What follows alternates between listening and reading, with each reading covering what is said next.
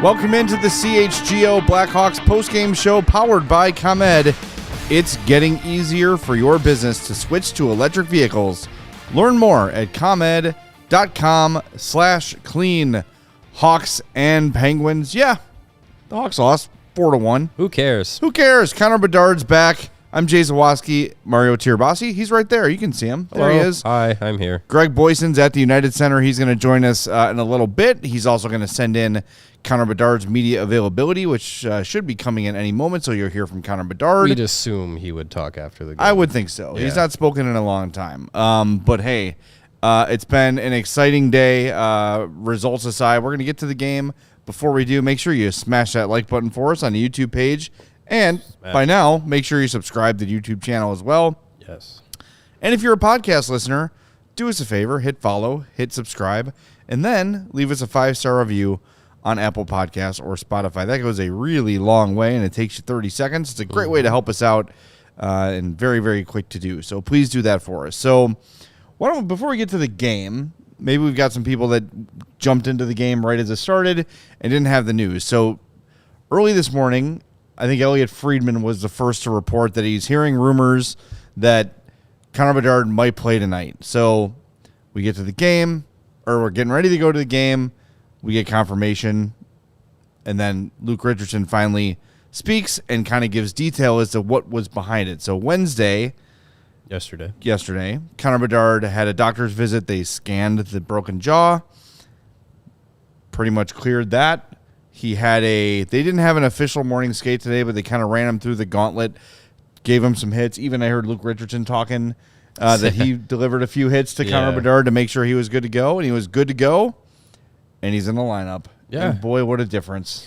Yeah, I mean, it was a little wonky with how everything kind of worked with the he didn't have his appointment on Monday, even though they've always been on Mondays because the doctor didn't feel like it was ready or it was necessary. And then he had 2 separate doctor visits on Wednesday, yesterday, and everything was fine. And then he did the behind closed doors practice, and then he was good to go. It was a little interesting, but I can understand why the Blackhawks went about it that way, because if they say, oh, it's an optional morning skate Thursday morning, here comes Connor Bedard, he's in a regular jersey, getting pushed around and everything, that would have caused a stir. So, yeah, exactly. Yeah, so it was nice to have that surprise. It was nice to have him back in the lineup, because it's so evident how different this team feels with him on the ice. Just the way that he sparks the offense when he's on the ice, when he has the puck on his stick. It's something that no one else on this roster can replicate.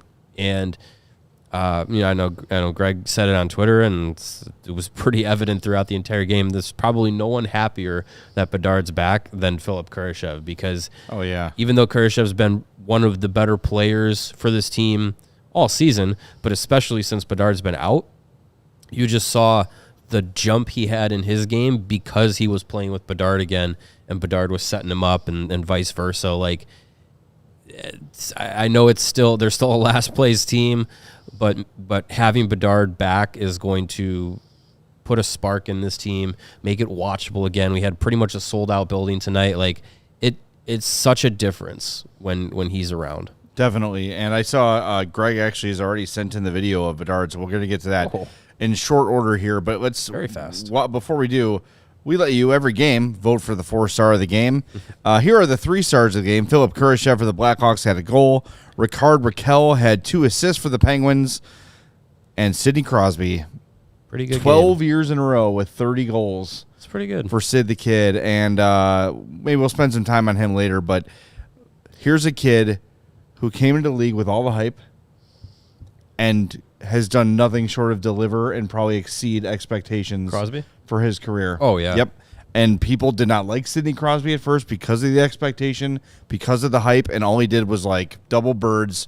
I'm going to come out and be exactly what I said I'm going to be, and he continues to be an awesome player. We've got to the point now where he's gone from like villainous superstar to, okay, no one can deny the greatness of Sidney Crosby anymore. So it's always cool to just watch him. I was hoping to catch a glimpse of him today when we were down in the I walked past Kyle Dubas, though. Not quite the same. Not quite the same. Not quite the same. not the best Kyle in the building tonight. But yeah, I mean with Crosby, I used to just loathe Sidney Crosby just because, you know, when he got into the league, same time as Ovechkin, and you saw how those guys were kind of opposites in their early careers with their personalities and stuff. And I loved, you know, young Ovechkin. So I didn't like Crosby, you know, all that stuff. But yeah, as you said, as time has gone on, you're just like, holy shit. Like, he still is great. Just an ageless wonder. And a friend of the program, Cam Robinson, was pointing it out for Crosby. I think it was either yesterday or early this morning, how literally at every level he's ever played at, he's been a point per game or better, other than like, I think it was like the 2014 Olympics with Team Canada and like one of his like Pee-wee teams or something like that. Like it's insane. Like every level he's played at, he has just been dominant. Well, here are the 4-star nominees. Connor Bedard, he had an assist, 21-17 of ice time, 4 shots on goal, 6 shot attempts. Kevin Korchinski was a +1. He played 18. I made a typo. 18 plus minutes. There you go. 18:31 to be precise. That's 18 plus, yeah. 2 shots, 2 block shots. A lot of nice little plays today from Kevin Korchinski. One really big one on the goal for sure. Yeah, I mean he's come into his game as the season has gone on. A little shaky early in the year, but I think he's figuring out the NHL, which at 19 years old is impressive. And Nick Foligno had an assist, a shot, and a hit. I think we know how this one's going to go, but you can vote anyway and just stack the results. I think we already called it before we started the show. Yeah, exactly. All right. And by the way, I saw our friends at the Hockey Barn say Seth Jones should be a 4-star nominee. And I don't know if that was sarcastic or not, but watching the game, I'm like, yeah, Seth played pretty well. You look at the advanced stuff. Yeah, he's great. A -4. Now, of course, on the ice for that one that came right in the first. And he's on the ice for the empty netter, so that's going to hurt things. Sure. 4 shots, 6 shot attempts, and a block shot. But when you look at the big blue lines, his was going the wrong way. Yeah, him and Vlasic. Pretty sure was Vlasic also a -4. Do you have the score sheet up there? Vlasic was a -3. 3. Yeah. So I mean, yeah, it's when you have a game like that, your analytics aren't going to be great. No. But outside of being on the ice for all the goals against, basically. Yeah, I mean, he was trying to be active. We saw that. Was it the last game where he had like 9 shot attempts, something like that? Yeah, by the end of the game, like he's yep. trying to be active offensively, and yeah, I mean, you're gonna have some stinker games where, you know, when you play half the game most of the nights on this Blackhawks team, you're gonna be on the ice for a lot of goals against. So it's just kind of the way that goes. All right, why don't we hear from the man of the hour, Connor Bedard? No, not ready yet? Okay. We've got a lot of thoughts in the chat going on. Yeah. A lot of people fired up. I think we should talk about Arvid Soderblom. I'm not going to throw this whole game on him by any means, but the first goal sucks the air out of the building, but also it's just a really great play. Yeah. Like it just sucks that like that's the first look he has to face for the first time he's playing since pre-All-Star break. Like that's tough. Yeah. I hated the second one. Second one you want back. And he was out of position a lot tonight. Like there's no doubt about that. Like I just here's the thing, and I talked to for tomorrow's Blackhawks beat, I wrote about Corey Crawford. And I got some quotes from Tyler Johnson yesterday. And in the conversation, it sort of said, like, when you've got a goalie back there that you know is going to make a big save and you know is going to bail you out, it frees you up to play a different way. Yeah. You're looser. You're less afraid of making mistakes. You're less hesitant. You're playing with more instinct. But I'm telling you, this team looks behind them and number 40 is there, and that's in the back of their heads. If the puck goes the other way, there's a chance it ends up in the back of their net, and it affects the way they play the game. Yeah. And again, if you want to go goal by goal, okay, maybe he was average. But you need better than average. And you've seen it from Peter Mrazek all year where, hey, he just bailed them out. He just made a big save when he shouldn't have made it, and they're still in the game. Yeah. You need your goalie to make a big save occasionally. I just have not seen it really at all this year from Soderblom. Saw it a little bit last year, but it's been a tough year for him. I mean, look, it shows, right? Luke is not playing him. His parents are in town, so maybe that's why he got to start here. But, of course, you have to play him at some point. Yeah, right. It's just – I think the next several starts will be Peter Mrazek again. So yeah, I mean, the way that Luke has been talking about Mrazek the last couple of days is in the sense of like he has not given us a reason to not play him. Right. And as long as he is physically holding up, taking the brunt of the starts, like why not? Like he's definitely earned to be the starter this year. And Soderblom, like, yeah, I mean.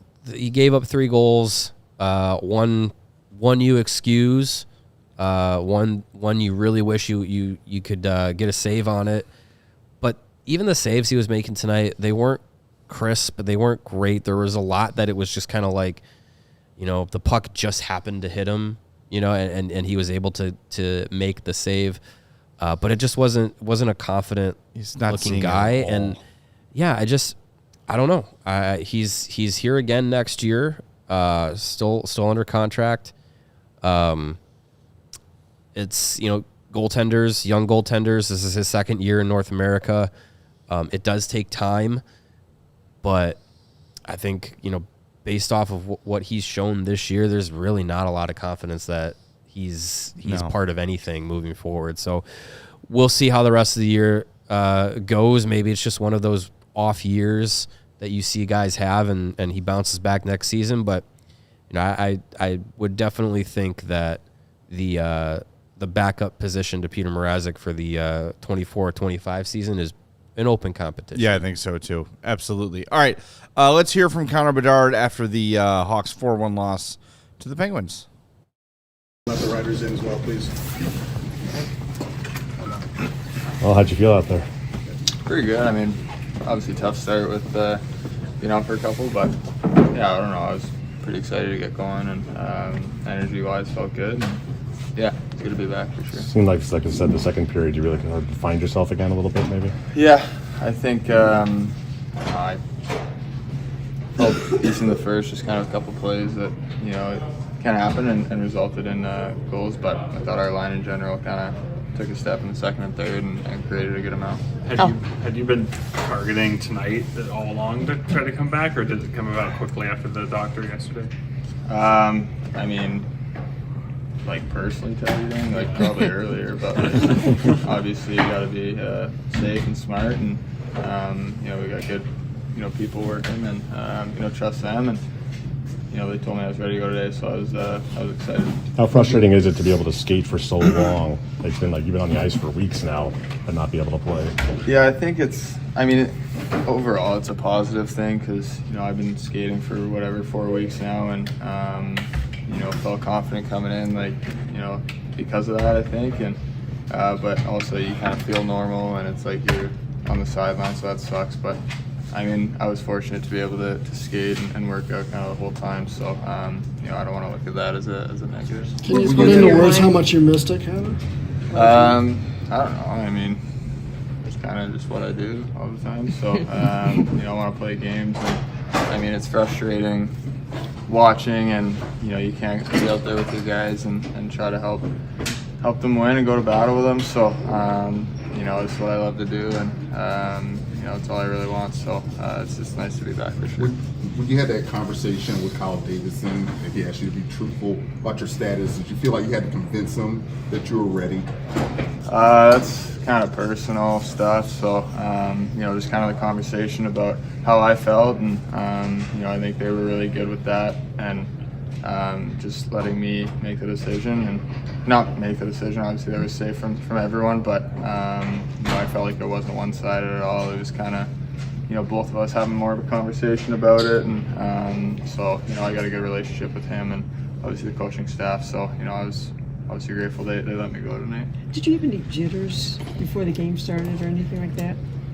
Not really, to be honest. I thought I might, maybe in the morning a little bit, but it was just so much excitement. I was pretty antsy all day, just kind of running around all the time and stuff like a kid. But no, I was just excited to get back, and I felt good going in, confident. So. How much did you feel it looked like the chemistry, especially with you and Philipp, was getting there again, starting in the second period? You guys feel that out there? Yeah, it felt good. I think our line in those last 2 periods, can't believe I missed that one pass from him. That was sick dish.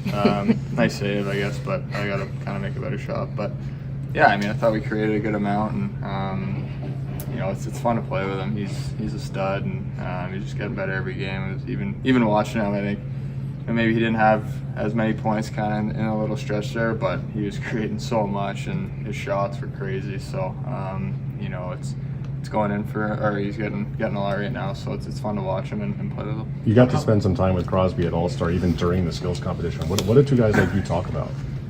Like what kind of topics? Yeah, I don't know, hockey, I guess, and nothing crazy really.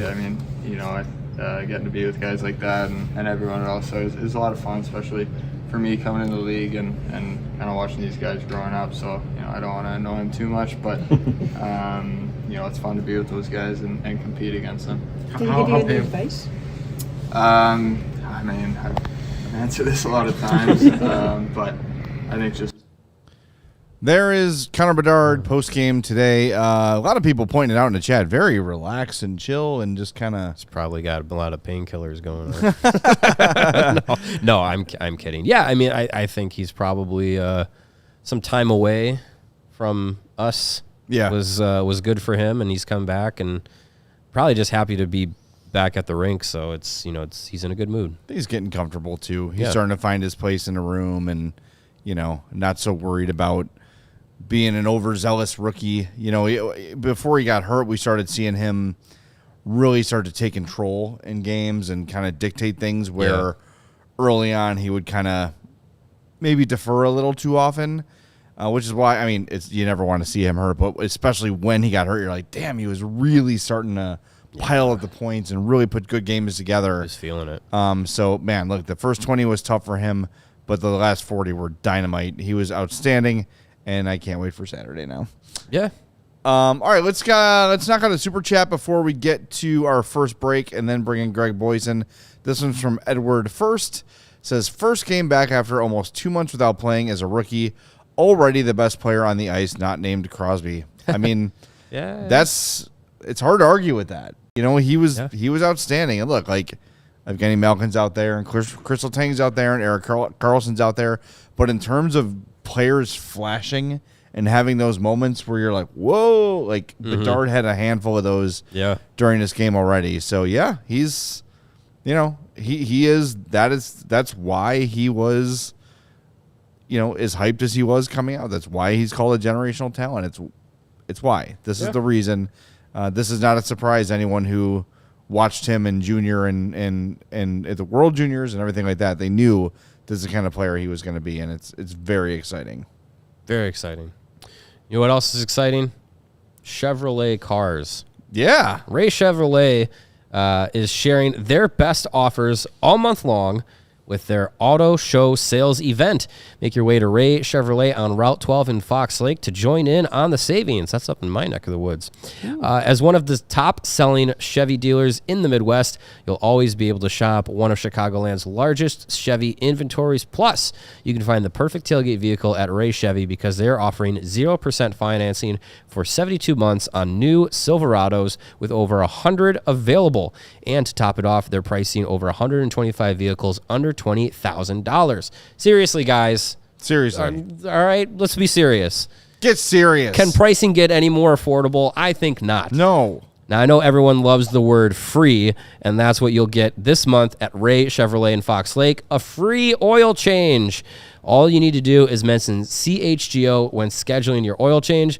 Start off the new year right and schedule it by the end of the month, February 29th. It's a leap year this year, right? Yep. February 29th? Yeah. So visit Ray Chevrolet in Fox Lake or raychevrolet.com. They've been serving the community since 1963. Find new roads. Starting to sound like Gorilla Monsoon. Will you be serious? Love that guy.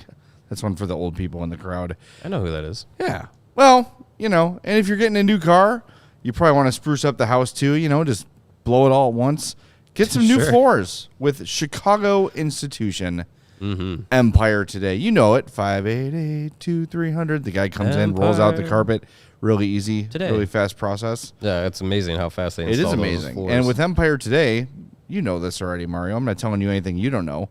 But you get shop at home convenience, the right product for your needs, quick and professional installation, and a low price guarantee. And look, when you're Empire Today and you've been established as the best flooring place in the world, the universe, the galaxy, you're going to have competitors trying to be like you. But no one can match Empire with their service, with their selection, with the servicing of their warranties, with the ease of purchase, with everything. That's why Empire Today has been Chicago's go-to flooring place for hundreds of years. Forever. Asterisk, I don't know exactly how many years, but a lot of years. Many. If you're not sure, it's a big decision to put new floors in your home. It is. Open up that virtual floor designer, take a picture of your space, and you can see what those new floors are going to look like in your new bedroom, your bathroom, your basement, wherever you're going to put these new floors. You'll know exactly what it's going to look like with that virtual floor designer. And look, shopping for floors at a big box store, that's frustrating because the guy you talked to today was probably selling toilet plungers the day before. Empire, all they do is flooring. So reach out to them, Empire Today. Schedule a free in-home estimate today. All CHGO listeners can receive a $350 discount when they use the promo code CHGO. Restrictions apply. See empiretoday.com/CHGO for details. And now we're going to go out to the United Center and bring in our buddy, Greg Boysen, who is just basking in the presence of young Connor Bedard and Mark Lazarus. How was it, Greg? It was another Blackhawks loss, but at least there was some energy, there was some excitement, and then 15 seconds into the game, it was like, oh yeah, that's right.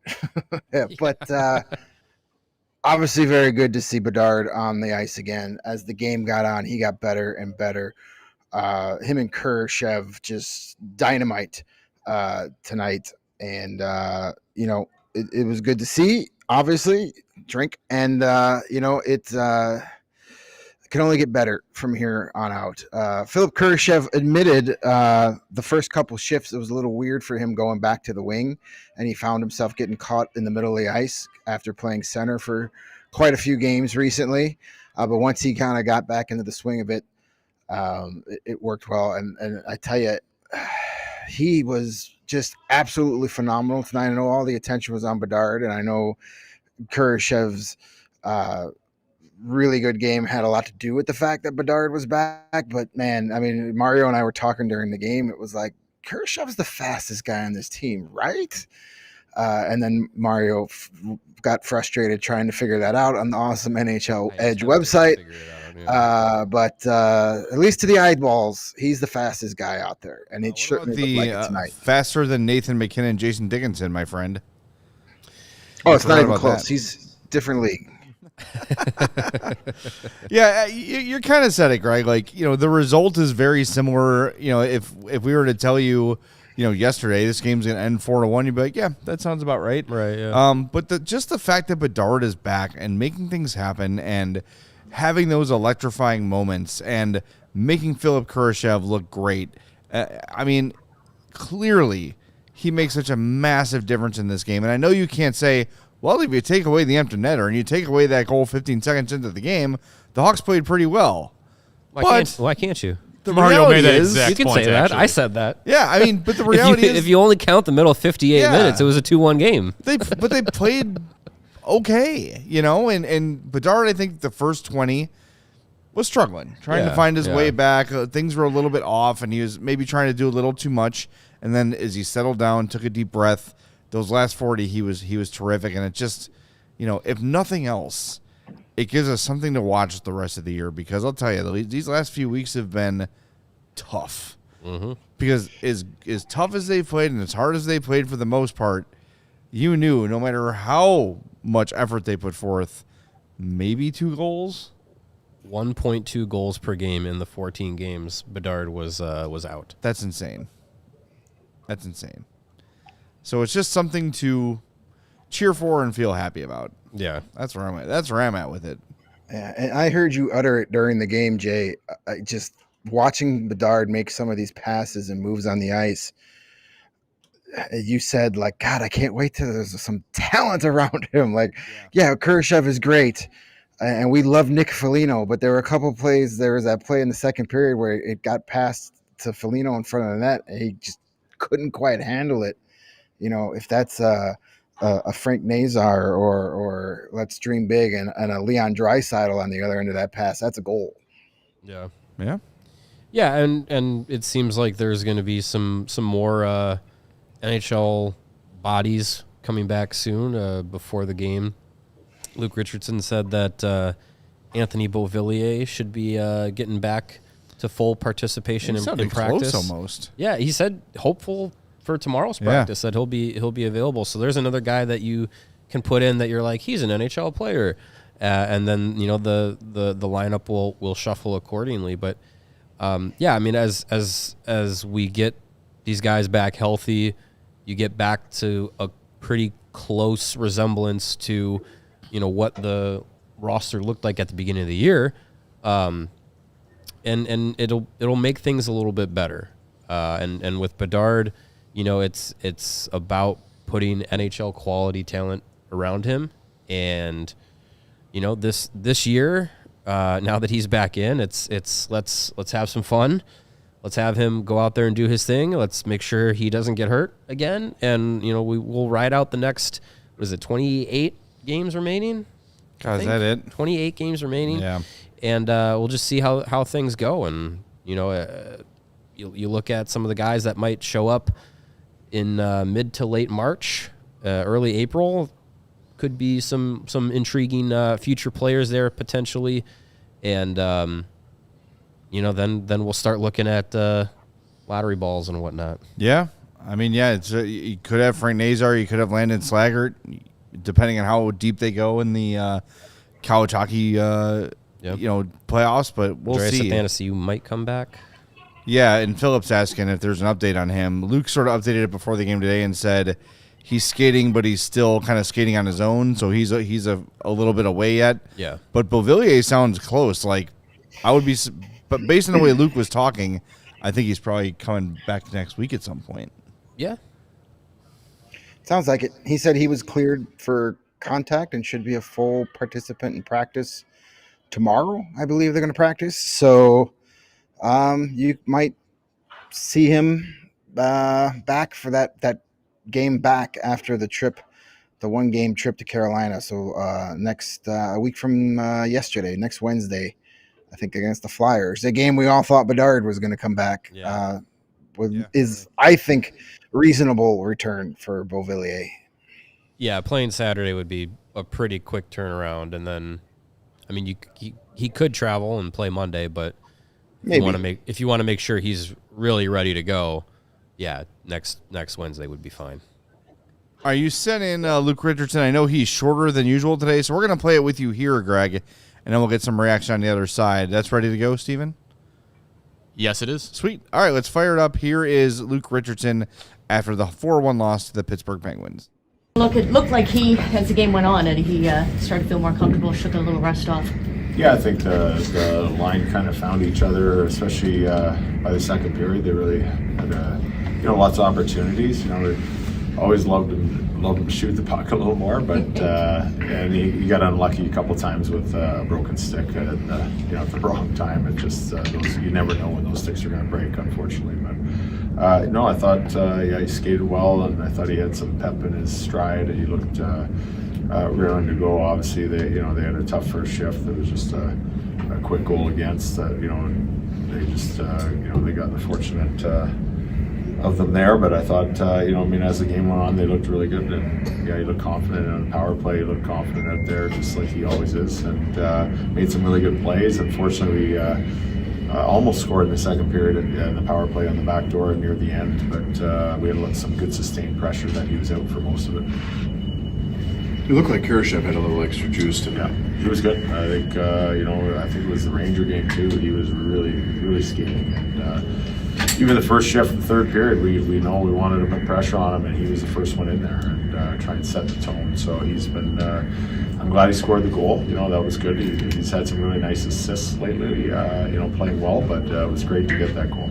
Seems like the Pens were able to get open in the slot and around the net a bit. Both Crosby goals, but even a few other. Kind of like backdoorish, and that we got to be aware of that. We got stuck on the wrong side of the net, and we got to know that that's a spot. It's been there for years, and the things happen fast. I thought they moved the puck well in the O zone. That created some difficulties for us, but they're so good and they're tenacious along the walls. That's where they're the best, I think. In our zone, winning battles along the walls, they came out with the puck a few too many times, especially in the first period, and then on that goal in the third period. But they do it well in their zone too. I think it's when we can get it off the wall, go low to high or east-west, and get the net front battles against their defense is where I thought we had some better chances, but we didn't do it enough. You feel like they missed the chipping call on Bedard? No, I think he still had the puck. I don't know if it was. I think they just took his body and he went down. He still had the puck. If he had the puck, maybe if he laid it in behind it earlier, that's like interference. But I don't think that was a call. And it wasn't the hardest call at the end either on him. They gave us an opportunity then 6-on-4, but we just couldn't get it done. Crosby's certainly motoring still after 19 seasons, and it'd be nice to get the same 19 out of Bedard. No, for sure, and I know he, as most people would, idolize a guy like that. He's a great leader, and I know from what you hear of other coaches and players that have come from and through Pittsburgh that he runs it. The tempo in practice is like that. It's like a game, and he's the first guy on. He's always working on his game before and after practice. So how does everybody else not do that when he's the best player doing it? So hopefully Connor can spend as much time with him as possible, because that's a great role model to kind of channel your game after. How much does Bedard change? I mean, you start double shifting, and then just give him that. How much does he change the team dynamic, and what he's able to do throughout a game, just kind of power player? No, I think he's really worked on his conditioning, and it showed tonight. I didn't see any drop off. I thought he was ready to go in the second half of that game. So when there was opportunities to get him out there a little bit more, I tried to do that, and their line was going well, especially in the second and third period. So we tried to get them out there more because we needed it. We were chasing that game, and we needed them to do it. They gave us some opportunities. Unfortunately, they didn't go in. I think the one he tried to pass to Kershey in the third, I would like to see him shoot that, and then he shot the next one. But I don't know if he was in the best position. But he was good. So that's a good start for him, and hopefully we can build on that as a team and get better next game. Is there anything in particular that Kurashev does well that complements with Bedard? I'm not sure. I think he's just a smart player and works. He plays the game the right way. He's very conscious defensively, and he's versatile. He can take draws, and if he's the first guy back, we can rely on him being the guy down low and let Connor maybe not be the first guy back. He might be able to lean a little bit more in the offense and be the second or third guy back and play more higher in the zone, in the D zone, which is good for him because I think he steals pucks and takes off. So that's advantageous for him and us. Did you see what you need to see in terms of physically from Bedard, like taking bumps? Yep. Getting hits? Yeah, no, he didn't look at all. He went in a couple times when he had to go in between the player and the boards, and he didn't look shy at all. He went in there, took it, and going through the middle, you thought it might have been a tripping penalty. I think he tried to attack, and like he did before he got injured. So he's ready to play, and I think he's full throttle. So that's good. I think he'll just have to wear the bubble mask for a while. I don't know how long, but it doesn't seem to slow him down or bother his vision. How do you feel Soderblom bounced back? I thought he played strong. You know, we gotta help him out in those backdoor plays for sure. And I thought he had that last one against Crosby, but he was there. Crosby just found a way into the net. But you know, he looked strong, played the puck well, and you know, that's a good game for him. But we got to give him some more goal support at the right time, so we're not chasing the game all the way to the end. Thank you, Luke. That is Blackhawks head coach Luke Richardson. Didn't hear a word of it because all I'm seeing is the chat trading Philipp Kurashev and trading out of the first overall pick if they get it. Yeah, sure. No, I heard something. Oh boy. That was interesting. Yeah, very interesting. Look, I think from Luke, you know, you hear the same kind of things from him that we've been hearing, but now with Bedard back, it's like even that it's what we're all seeing is this like, okay, this team is who they are, but with Bedard, it's just that little extra little bit of juice that they can, you know, try and get a little bit more out of. You know, we're seeing what he's seeing, and it's hopefully it helps translate to the efforts that they've had for the most part while he's been out. And it just all kind of mixes together, and you get some more of those kinds of efforts with him in it. Maybe some more goals fall, and you get a couple W's. You know what I like is a pass that goes where it's intended to go. Yeah, it is something I have missed a lot, and like we still see people post game that are mad and pissed that they lost, and it's like it's a talent thing. The 2-on-1 with Radish and Kachuk is all you need to know. That should be at least a glorious scoring chance, and Radish can't put the puck on net. And nothing came of it. Yeah. There's so many moments that where you're like, oh, there's a breakout pass. Oh, and it just is extended beyond the stick, or it's right behind the guy, and they got to turn around for it. Like back in the day when the Hawks were winning cups, everything was boom, boom, boom, boom, boom, crisp all the time, on the money. That's the difference in talent. And what would have been a breakout, a 2-on-1 for the dynasty team, is an icing for this team because they just missed the pass, and then they lose a face-off. Yeah, and they're in their own zone. Like that's what it is, and we can pull our hair out and analyze Luke Richardson and his line combinations and whatever you want to do, but the bottom line is this team just does not have enough talent, and with Connor Bedard here, just his presence gives you a legitimate top line. Mm-hmm. Whoever's on it with him, Foligno, Kurashev, Dickinson, maybe Reichel someday, Athanasiou when he comes back. With Bedard at center, it's a legitimate top line, which is they had nothing close to that when he was gone. Yeah. You had, at best, a third and 3/4. Yeah.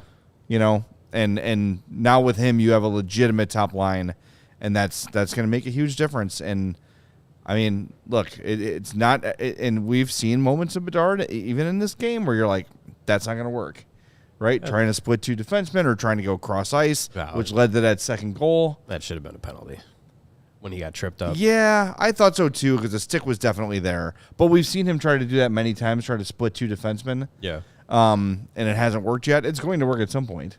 It just hasn't worked yet. And that second goal, like I said, he tried to make a cross ice pass. It got intercepted and led the puck going the other way. Yeah. And those learning curves, this is a good time to have that learning curve. Absolutely. You know. Anything else we need to know, Greg, before you go, or was it pretty much all Bedard all day today?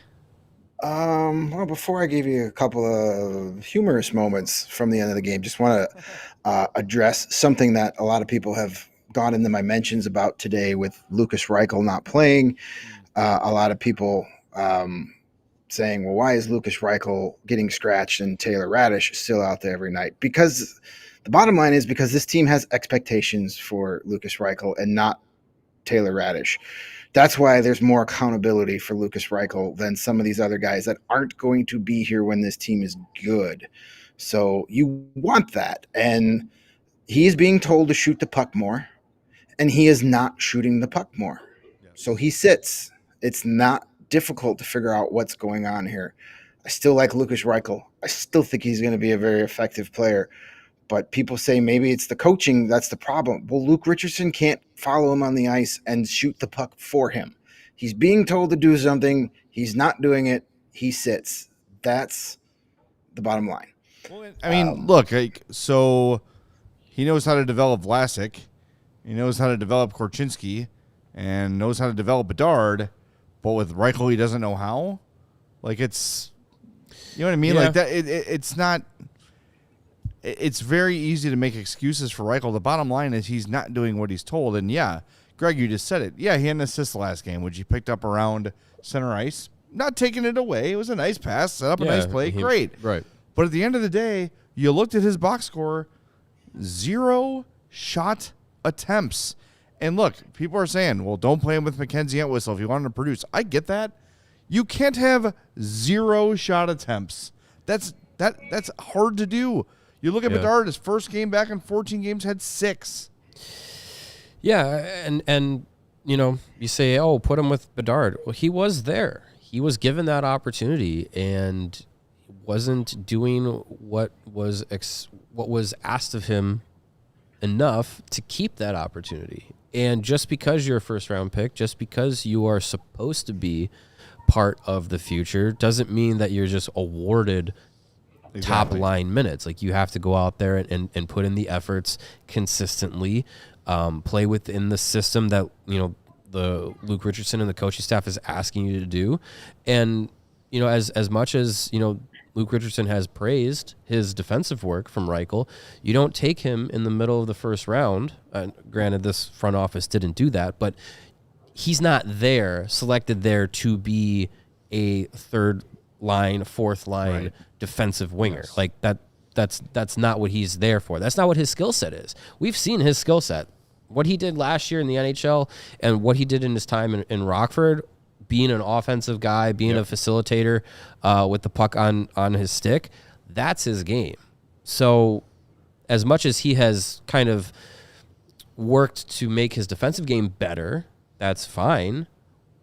But that's not what's going to keep him in the NHL. He needs to hone his offensive skills as an NHL player, and he just hasn't been doing that. And, you know, sure, can a lot of it be chalked up to the talent around him? That would be one thing. Sure. But it just seems like there's been too many nights where offensively a guy like Reichel is invisible, and you can't have that. Most nights, he is a net zero. Yeah. Most nights. Like, that can't happen. I'm looking at the box score today. There are a few Hawks that had no shot attempts. Joey Anderson. Whoa. Jared Tenorti. Whoa. Mackenzie Entwistle. And that's it. Sure. Yeah. Like, and 2 of those 3 are the ones you would expect. Right, yeah. Right? Like, and let's be honest, Joey Anderson and Mackenzie Entwistle on a contending team are in the American Hockey League. And so is Jared Tenorti. Yeah. Don't get me wrong. Like, it's so when you've got a guy who is a first-round caliber or first-round pick with that kind of talent, there's got to be something produced. Again, if he's getting 3-4 shots a night and just not converting, you could live with that. Yeah. But he's a nothing out there. And some people are saying send him to Rockford.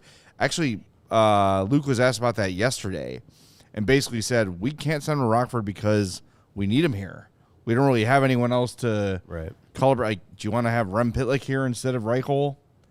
I don't know. I'm sort of the mind that I just send him down. I let him go down to Rockford and play 5 or 6 games and start putting the puck in the net again and then call him right back. Yeah, I mean, because he seems broken right now. You need him here, yes, but he's not. If you are going back to the well of we're scratching him to get it through his head that he needs to do things differently, do things better, work more consistently. It's just like,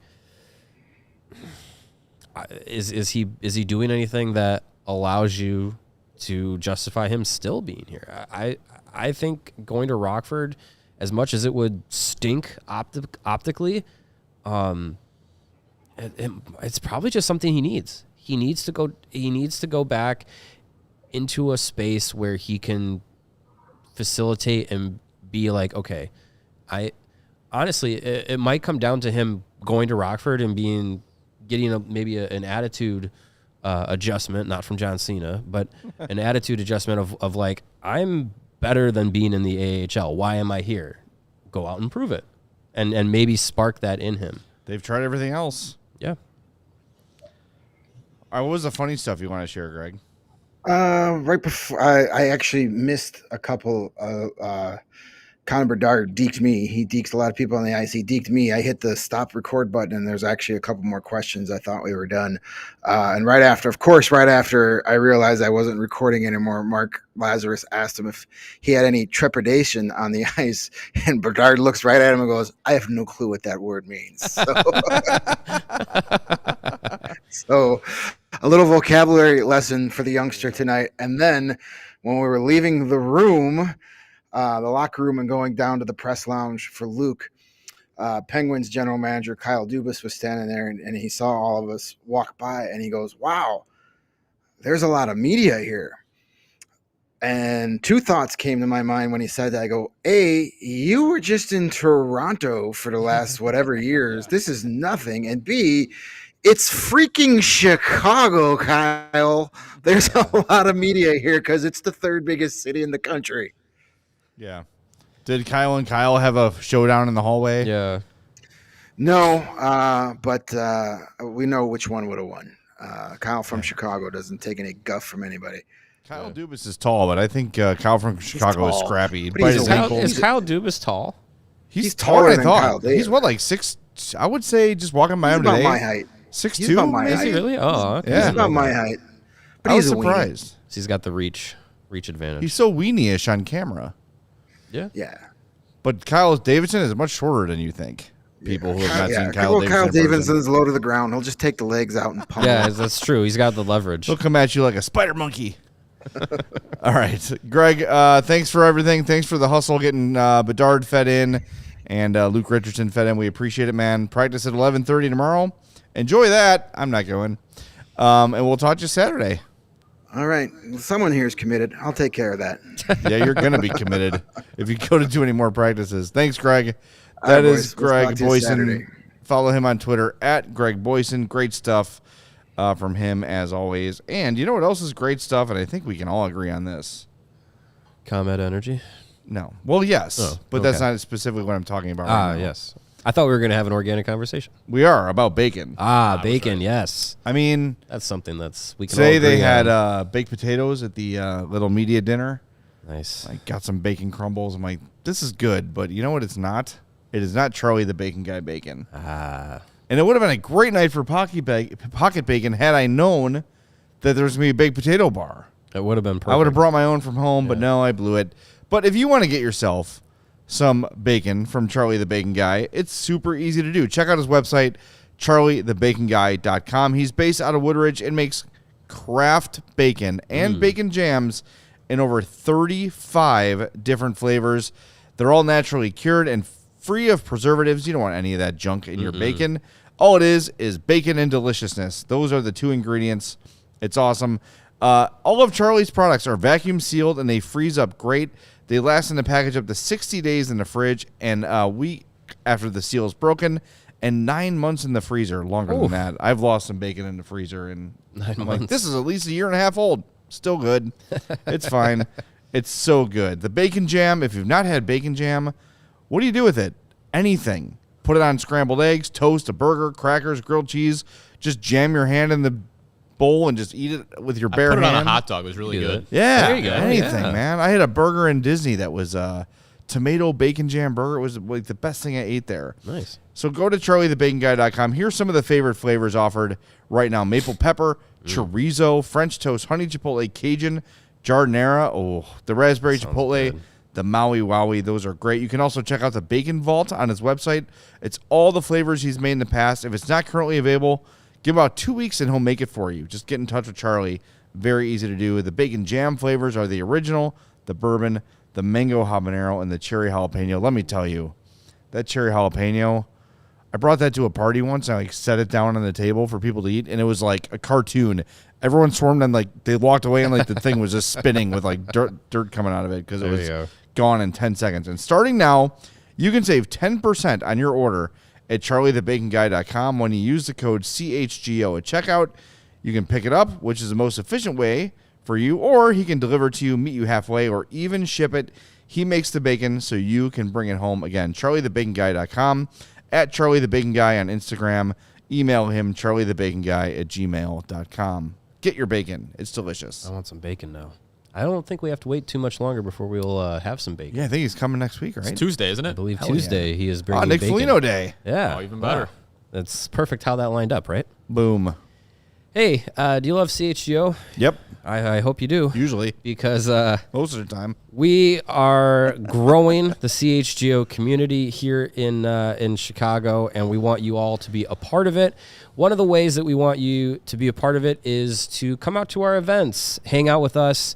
We got tailgates all season long during the Bears season. We got takeovers and watch parties for the Bulls and the Blackhawks. We have our CHGO Blackhawks takeover happening on Sunday the 25th. It's Chris Chelios' retirement night. It is Patrick Kane's first game back in Chicago with the Detroit Red Wings. Tickets are sold out, but if you're going to be there at the game and you are a fan of CHGO, we're going to be around. We're going to be hanging out. You can come over and say hi to us. It's not a roped-off private event. Like we want to be one with the people. And I love all the events that we do. I know we have coming up in a few months. We have the Bears NFL draft parties, day 1 and day 2. That's going to be happening. Is that a big event this year? It might be. Anything happening in the draft? It might be. Just 2 top 10 picks. No big deal. Yeah, no big deal.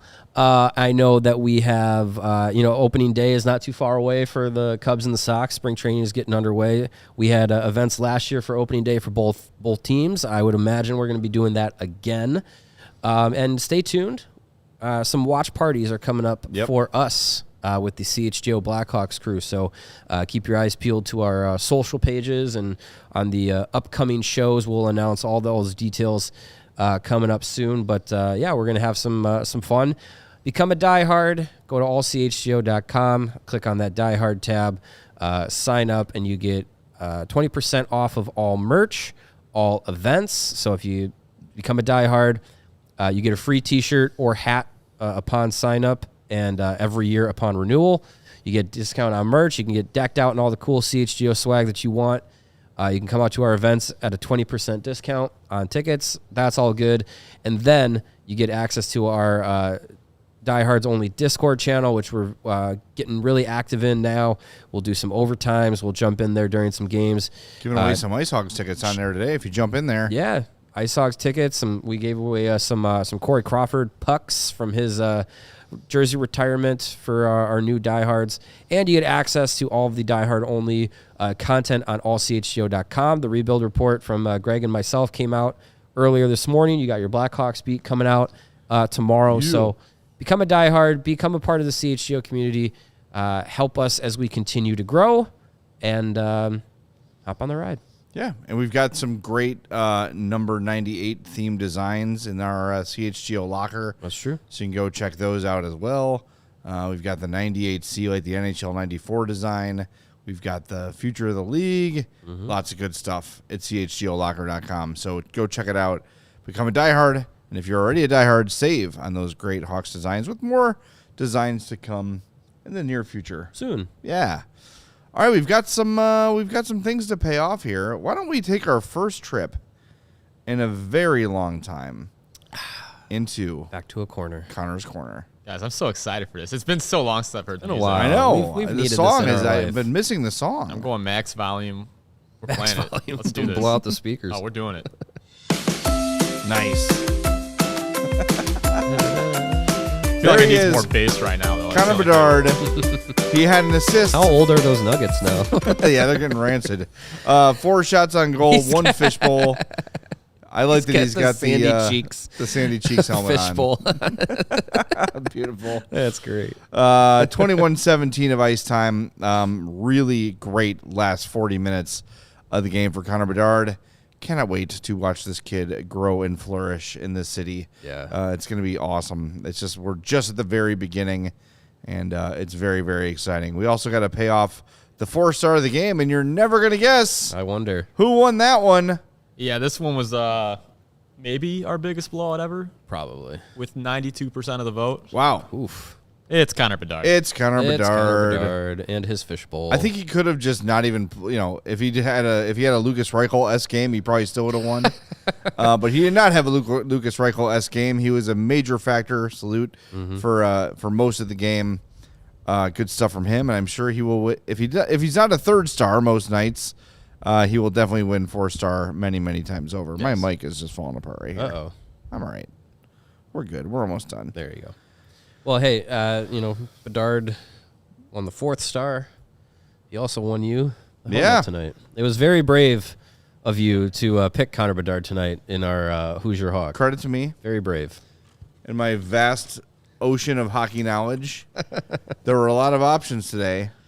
But with the first pick, I had to go out on a limb and select Connor Bedard. You went way out there. I did. But hey, I mean, he paid off. You got the primary assist on the game's only goal. I had Foligno, who had the secondary assist. He had a pretty decent game, but I'm mad at him. Yeah, you definitely got I had him on Prize Picks, and he was supposed to do over 2.5 hits, and he only hit one person. Oh, come on. It's ridiculous. Got to lay into some people, Nick. Yeah, man. I'll take it up with him. I'll take it up with him. Say, hey, you owe me $20. We'll text him before the games. Hey, can you hit more than 2.5 people tonight? I'm sure. Pro athletes love that. Hey, you're on my fantasy team. Oh yeah. Make sure you get a touchdown for me. Mm-hmm. Yeah, I'm sure he'll love that. But yeah, come on, Nick. One hit. I mean, I know these are they're unofficial. You know what I mean? But the league just did that whole they audited their hits category. Did you see that? A couple I saw days something ago? about it. It didn't interest me enough to read. Yeah, it was like they were like, we've gone through our game records and the hits category was incorrect, and it ended up adding 19 hits collectively across the league. It added 19 hits. The net rating was a plus 19. I don't know. It was odd. I guess hits are up this year. I'm down. Good. I like more hits. And I think, if you missed it too, there's been a couple things going on in around the league over the last week, like the Ridley Gregg and the tonight you had Jack Hughes tell who was the Kings player? Victor Arvidsson? Victor Arvidsson. He's like, they both got offsetting penalties. They go to the box and Jack Hughes says, people come here and they pay money to watch me play. Oh. You have some chirpy, cocky ass stars. That's a chirp. I like You've got Austin Matthews, wearing the earrings at the All-Star game. We're finally starting to see some of the swag from this new generation. By the way, second period hat trick for Austin Matthews today. All in the second period? All in the second period. 3 in a row. 45 goals for Austin Matthews. He's going to hit 70. That's crazy. And I saw something where he's fewer than 80 goals away from Matt Sundin already. Oh my goodness. And he's played 400 something fewer games. It's nuts. Austin Matthews is the best Toronto Maple Leaf ever. And he's 25, 26? Yeah. He was the year after McDavid, so yeah, about 26. It's amazing. Crazy. It's crazy.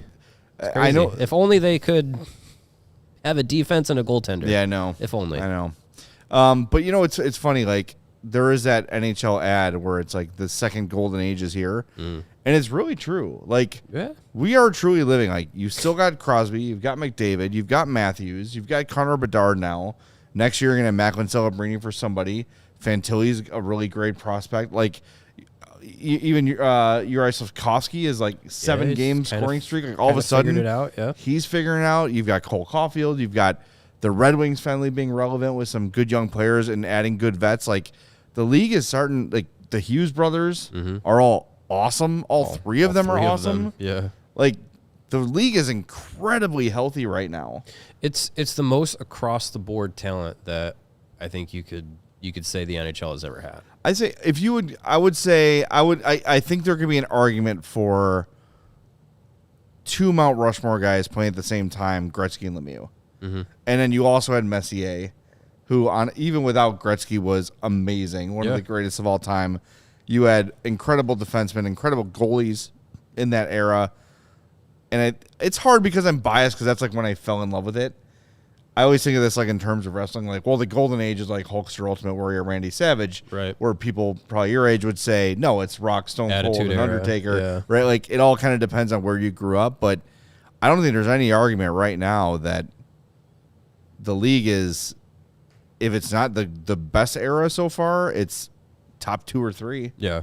And it's a great time to jump in as a hockey fan and as a Hawks fan. And you still got, I mean, we were front and center tonight. You still got guys like Sidney Crosby. Yeah, Ovechkin. Lighting up the league. Ovechkin is figuring out how to score again as he chases Gretzky's record. It's crazy. It's the bridging of like the generation of fans between like Bedard and like Crosby. Like you can see both of these guys, and then you got McDavid right in the middle of them. You know, like you can see all those guys all playing at the same time. Like it's I crazy. also think it's valuable to point out how much success the PWHL is having too. Mm-hmm. And the women are selling out. I know they're playing in small arenas, but they're selling out games. They're getting big numbers on YouTube when they broadcast. They need a American broadcast partner. They don't have one yet, but in Canada they're doing great. When they come and play like neutral site games, they're selling out. Like the PWHL is doing great. It's got great leadership. They had an awesome showcase at the All-Star game. That was like people were like more interested in seeing that than seeing like the skills competition and stuff. Like it's making an impact. NHL is coming back to the Olympics. Yeah, you're gonna have the world tournament coming up next summer, right? 4 nations face off. Yeah, it's really a great time to be a hockey fan. So make sure you support. You know, not just the Hawks, but when games are on TV, watch them. When the PWHL is on your YouTube, check out a women's game because they're great. BJD says Chicago needs a PWHL team soon. I'm sure that fifth third expansion, something to keep an eye on. I don't know if it'll be big enough, but I mean, as it'll be some time before that league like really expands. But I would imagine Chicago is a team and a city and a market that they would want to get into for sure. Eventually, that's for sure. All right, we got everything, right? We're all covered? We got one super chat here from Windy City Hockey. He says, fish bowls are for real men. Bedsy is a real man. Damn right. I hate playing with fish bowls, to be honest. I can't, it fogs up. It just distorts my vision. I played at one game with a fishbowl, and I was like, this is awful. Yeah, I would definitely use a cage over a fishbowl. Yeah, a cage is worse. It's funny, too, because Bedard wears the visor like yeah, he almost like sunglasses on his pops forehead. It up, yeah. Yeah. I don't know. That would the whatever water and sweat would bug me. Whatever works for you. Yeah, it seems to be working fine for Connor Bedard. It is. All right, we're going to wrap things up. We are off tomorrow. We're back Saturday, 2 o'clock puck drop. So a nice early, probably around 5 o'clock post-game show. About, yeah. Should be very, very nice. Afternoon. So make sure you join us for that. We'll be here. We'll have your post-game show as we always do, and hopefully another nice day for Connor Bedard and hopefully a win, finally, for the Blackhawks. They can spare some wins. I think so. Sharks won tonight, so they're expanding the gap between them and the Blackhawks at the bottom of the league. There's a quick little look here. 35 points now on the season for the Sharks, 31 for the Blackhawks, 40 for the Ducks in 30th place. So, yeah, for as much as people in the chat, 30th place just sounds so funny. Well, yeah. Well, Blackhawks are 9 points behind 30th place. Yes. Yeah. So I do want to say in our chat, saw it tonight. People asking for tank spins. We are holding steadfast that we are not doing tank spins this season because this is not a tank season. This wasn't a tank season. It just happened to be because of injuries and everything. Right. Awfulness. So we don't need to worry about tanks because as of right now, they have no problem locking up the best odds at winning the draft lottery. So that's the thing. What's the point? Yeah, we were doing take spins last year because they were competing for that last. They were spot. in like 4th and 5th place, and be like, oh, maybe we'll get number 1. And it's just like, well, when you have the highest odds to get number 1, it's not that fun. Exactly. You're setting yourself up for disappointment anytime you land not number 1. See, that's just logic. We're helping you out. Sound logic from Mario Tirabassi, as always. All right, we're going to talk to y'all on Saturday. I've been fighting that cough for a long time. It finally came out. And we want to remind you, we are powered by ComEd. It's getting easier for your business to switch to electric vehicles. Learn more at ComEd.com/clean. Smash that like button for us on the way out. And when you see this episode tweeted, retweet it. Repost it on your Facebook. Share it with a friend. And don't forget, become a diehard today at allchgo.com. We'll talk to you Saturday on the CHGO Blackhawks podcast.